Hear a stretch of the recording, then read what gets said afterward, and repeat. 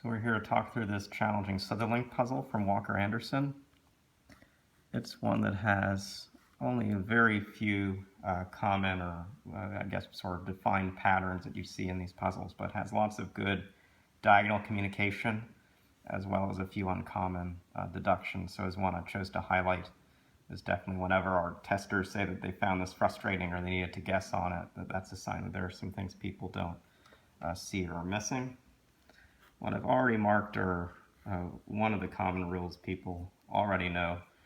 It's going to be if you have diagonal threes, you can't have both of the edges that are in that vertex used by only one of them.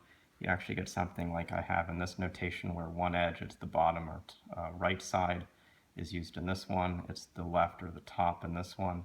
And the remaining two edges have to be the opposite corners for that to work. Two clues actually communicate through if you have a single end entering from one corner, a single end must enter and exit from the opposite corner. So this kind of standard pattern most people are used to seeing will actually propagate in the other direction diagonally by seeing that when one of these edges on the one, the left or the top is used, one of these on the two is used, which means one of these coming out is used. And if you've not seen these patterns before, you can look at least some of the diagonal touching up online in some other spots, or just sketch on paper all the different ways a two clue can be fulfilled, and you'll recognize quickly how those edges go. What's interesting here is you can actually also eliminate this top edge because of the two ones together and get that it's something on the left side of this grid that's being used. There's an interesting deduction to be made in this corner, which is based on how the two twos work together around this. In a typical situation, either the top or left edge could be used, but if the top edge is used, this is going to bend this puzzle around. You'd get an edge that can't connect up here, so you effectively have a push-pull between these clues. You can't take either the top or right two. You have to take the ones that give a larger loop. That gives this kind of pattern. We can do some standard things up here with the vertices between a 0 and a 3 diagonally. This edge can't use either of these to fulfill the 1, but it also can't come to this side or it's not going to connect back up. So we can do this. First get the opposite diagonals whenever we come into a 3, and then we see that this edge doesn't have freedom. Certainly this edge has to be used. Got some edge coming out here. The next space that you could look is really in the center. I think a lot of people, after marking the corners of these threes, will see that they have just this option for the 1. It's got to be the right side because it can't be the top. That actually gives you a total of 4 edge segments as you come around this 2. Marking off what we've now used. You get the 3 has to use this corner. It's going to have an edge coming out, which will be the edge around the 1, so we get this connectivity up there.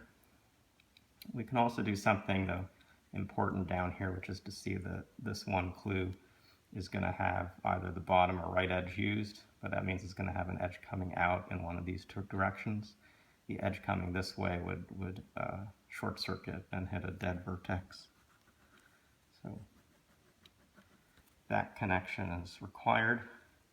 Once we fill out this bottom edge here, we see that now this open end has to come down or to the right, which will use the edge around that 1. Sets us up like this. And I think there's one more trivial thing, which is in this corner. I can mark those two edges. Now there are a few different but challenging deductions to make, and the most critical is in this corner right here, but there's something we can also do on the side first, and it will set up the kind of thinking you need to do to get through a puzzle like this, which is to recognize the effects around a 2 clue when we've come into one of its corners. And the particular situation up here is it's also adjacent to this 1, which limits what can be used. And the first way I got effectively through this was to just consider that this edge on the right side has to be part of the 2. I was thinking counterfactually, if this edge isn't used, what that means once this corner is touched is the top edge of the 2 is used. The top edge of the 2 will now leave a dead end right here. It can't go further up, and we just said it wasn't using the right side of the 2.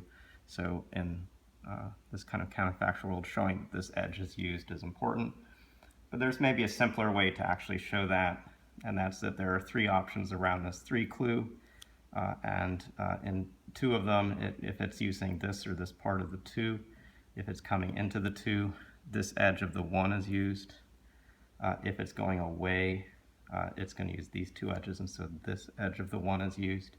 But now what we see is that in all states of the world, one of these 2 edges of the 1 is used, and that means that the edge coming out from this corner is going to be to that right side. But marking this edge is less common kind of deduction to make, but something when you have a lot of loop ends and certainly constraints around 2 cells is something you can try to look at and tease apart. And in this puzzle, it's critical you tease it apart. Having marked off these as unusable around the 1, we get some information near this 3. It comes into this cell, so we can mark that, get an edge coming up here. And, the normal diagonal communication edge will come out of the top. Again, this doesn't give us too much to get very far, but we're going to come down here and see something a little less common, but also pretty neat. And this has to do with a typical consideration when you're in a no loop closing mode. And you don't see this too often, but the normal thing is if I have 2 ends here, let's say they're red and blue, if I have something like this 3, and notice I can't skirt around or below or around the 3, so I'm going to need to be touching this group, or I'm going to maybe be touching this group. If both of these ends touch one of these 3s, they'll have closed off the loop soon. Similarly, if both of these ends touch this group of 3s, they'll have closed off the loop soon. But a 3 is kind of a magnet for ends, and you often have a case where 1 but not 2 ends can come into such a thing. And so we can actually know right now not exactly how these ends come together, that this spot here will connect up in a short number of segments to this.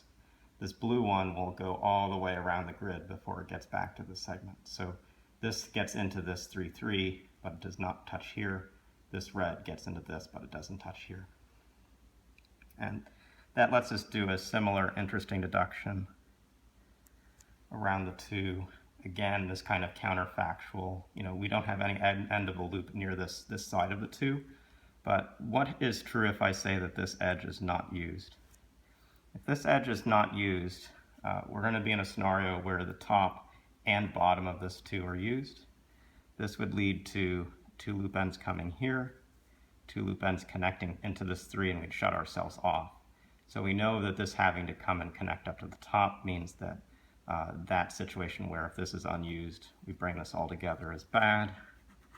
So we can draw as a first way into this bottom right corner, this left side of the 2 is convincingly part of the loop. The remaining edge of the 2 is one of these, so we can cancel somewhat quickly the top edge of the 2.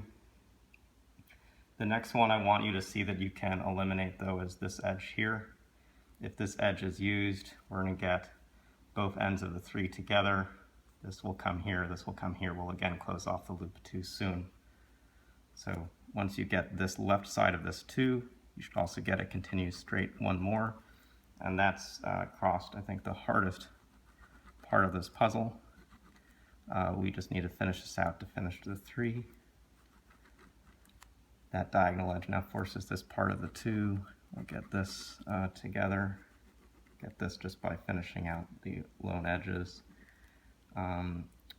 This 3 was going to have an edge coming to the right or down from this vertex, but it doesn't have that option anymore. The next steps are really going to come from recognizing we can't strand the whole loop in one spot. So you can ask yourself, I guess actually there's one step before then. This one needs an edge that comes to its bottom or to its right, and similarly an edge that comes down here. So we can force that. If this comes to the left and comes to the left, we'll effectively have a closed loop except for these two edges, or these two endpoints. They'll be forced to take this top segment, and that will be bad at that moment. That will close off this whole piece. So the bottom edge is not used here. It forms too many loops, so the right edge is used. That's going to connect us up like this. I'm going to get this end over here. Can actually work out of either direction. Let's just start on the bottom. The segment's the only option.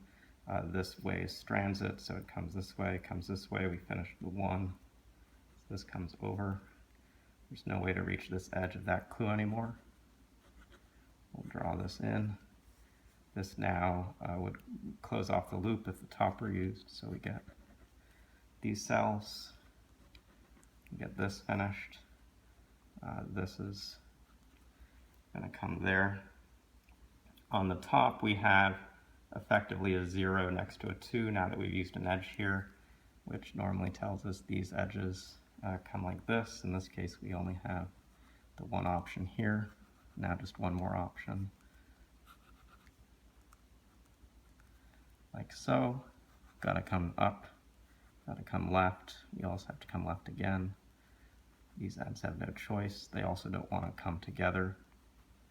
So they still come out here. They still don't want to come together. Let's get to here. This is then, I at least couldn't find something very smooth to resolve this part, but what effectively does it is to see that one of these edges is used for the one coming out of this end.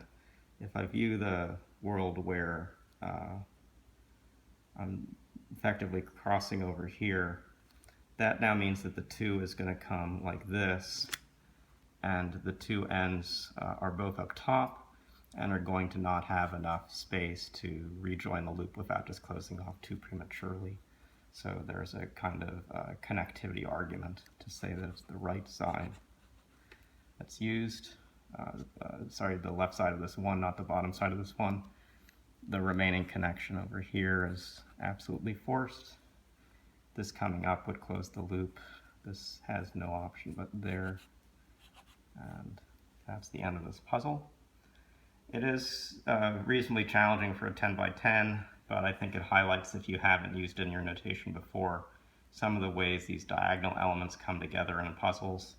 And then something much less common, but the kind of thinking we're doing over here about thinking of the open ends, and then thinking about how situations around clues that we are starting to touch but not get into can define edges away from them sometimes. And it's not a common enough pattern that I think you'll routinely start there, but when you stall in a puzzle, those are the kinds of spots to look and focus more closely on. So I hope you learned something about these puzzles. I hope you enjoyed the challenge of this week, and we'll see you again soon.